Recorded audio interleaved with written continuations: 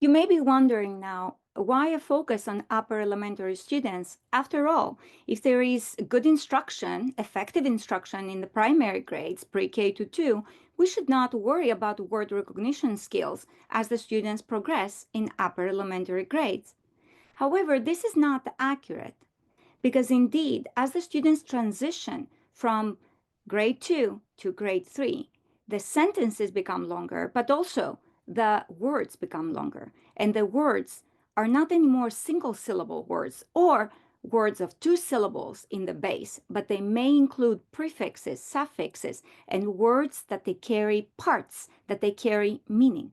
As a result, words become more complex. And indeed, it may be that the students do need additional support as they progress in upper elementary grades because they may not have developed the automaticity that is needed for them to access such longer words. So we did focus on upper elementary grades because we did see that there was a great emphasis on foundational skills in the primary grades, but not as much work done in upper elementary. And the approaches that we reviewed, we saw that they were targeting students who were in an intervention in tier 3. However, looking at the IDEA law, we believe really that differentiation should be for all, and all students should be supported in a systematic manner on advanced decoding and encoding in order to support them, especially those who may be at risk on developing reading difficulties. So if we look at the research, we see across years that students' reading performance has not improved across time. And we call that, we say, a reading crisis and a literacy crisis, I would argue, since we are not assessing writing for a while. And writing and reading, we know that they are interconnected. So it is then important to support older learners, older students' challenges, that they may not be related to comprehension alone, but they may be related to challenges in decoding, in reading of bigger words, what we call multisyllabic, words that they contain many syllables.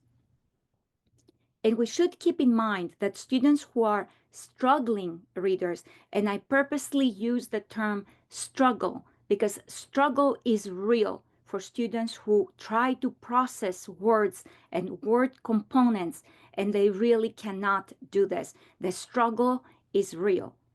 So these struggling learners, such struggling readers who are in the lower grades, they will continue to struggle as they progress in upper elementary if they are not provided with systematic support. And we do know again from research that readers who are stronger in word recognition, they do not necessarily follow rule-based ways in order to read unknown words, but they may be much more flexible in their applications to decipher such unknown words.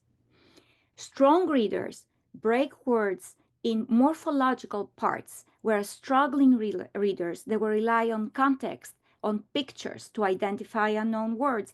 And when those don't exist, they skip those words or they guess those words, usually by looking at the initial parts of a word. Now, instruction on multisyllabic word reading is effective in supporting students.